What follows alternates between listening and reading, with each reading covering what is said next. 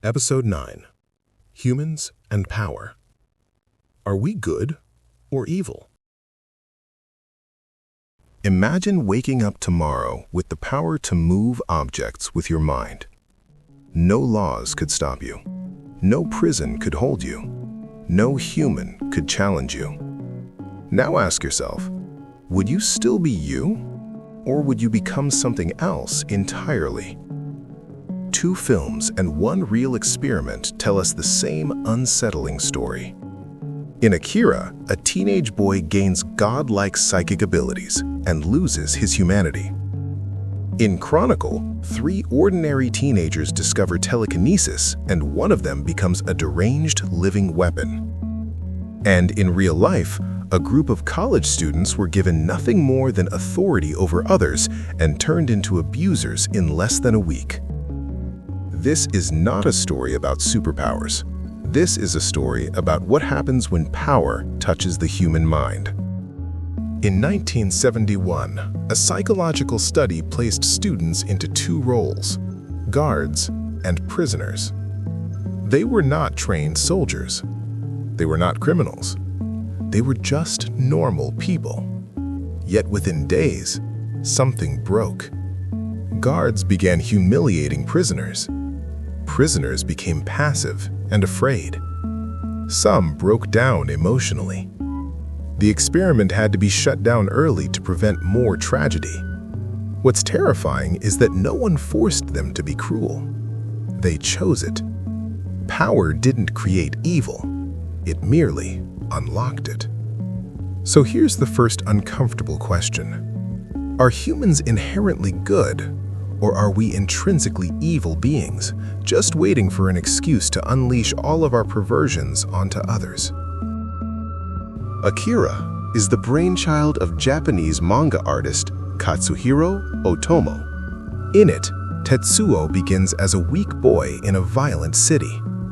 He is bullied, overshadowed, powerless. When government experiments awaken his psychic abilities, he does not become a hero. His body mutates. His mind fractures. His emotions become destructive forces. What's horrifying is not the explosions, it's the psychology. Tetsuo is finally above everyone else. And once he feels that, he becomes something else. And he cannot return to being human. Akira suggests that the human brain is not designed to hold infinite power. Knowledge becomes madness. Strength becomes isolation. Identity collapses. So ask yourself, if your mind could bend reality, would your morals bend with it? In 2012, Josh Trank released Chronicle. In this movie, he tells a very similar story, but in the real world. Completely by accident, 3 teenagers find an alien unknown force. And from that point on, everything quickly spirals out of control. They test it. They joke with it. They film it. Power begins as a game. But one of them, Andrew, is different. In his daily life, he is bullied, abused at home, ignored by society. When he gains superpowers, he finally feels above the pain. Power does not save him. It amplifies him. His anger becomes violence. His fear becomes domination. His loneliness becomes tyranny. Chronicle is disturbing because it feels real. It asks, what if our first God wasn't wise, but broken? Akira. Chronicle. Stanford Prison Experiment. 3 different stories, 1 pattern. Give humans control and watch them change. Not slowly, not gently, rapidly. Roles become identities. Power becomes entitlement. Entitlement becomes cruelty. British historian Lord Acton once said, "Power tends to corrupt, and absolute power corrupts absolutely."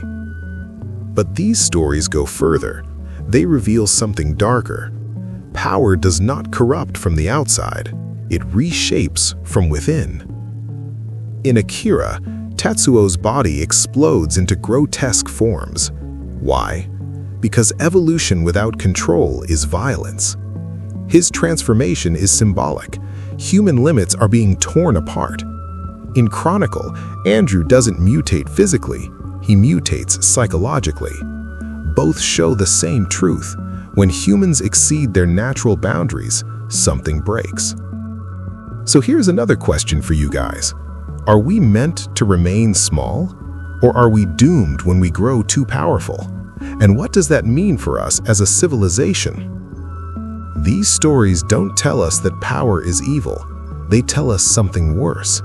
Power reveals what already exists. Fear becomes authority.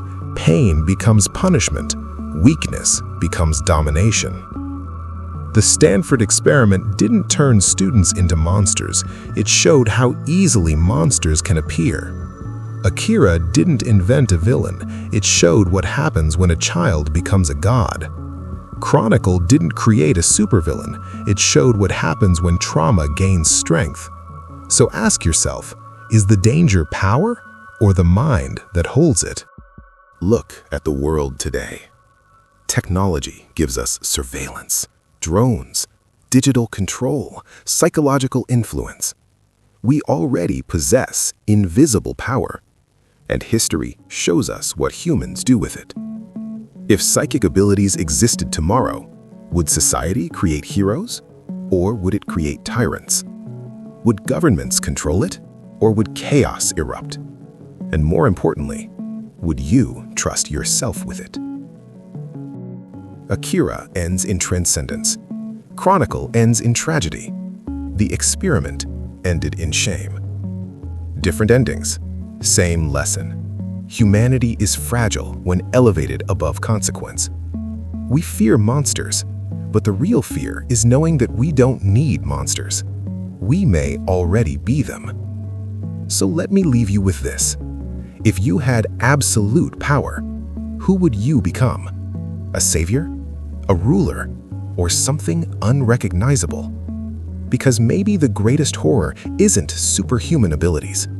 Maybe the horror is that power doesn't transform us into something new. It strips us down to what we always were. And if that's true, then the most dangerous experiment isn't in a lab.